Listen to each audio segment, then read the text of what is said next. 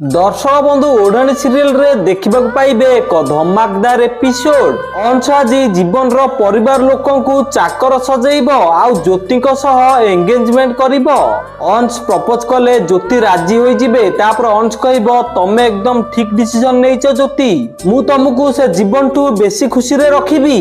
अंश एमिति कहबा पर समस्तक सामने कहब एबे मु तम समस्तक सामने धूमधाम रे ज्योति बाहागर हेबी। अंश एमिति कहबा पर जीवन को माँ संध्या आसिकी कहे तू तो भाउज को बाहाबू तते लज्जा टिके माडुनी। अंश कहब लज्जा तम स्वामी मो माँ जहा कले तांकु तो कहीं लज्जा लगिलानी। तापर अंश कहब आज एंगेजमेंट हम आ बहुत जल्दी बाहागर भी हो टोटाल गाँ वाला भोजी दिया हम आ तमे माने भी चिंता करनी तुमको भी नुआ ड्रेस दिया हम हेले तुमको चाकर भली ही काम करबा पई पड़िबो।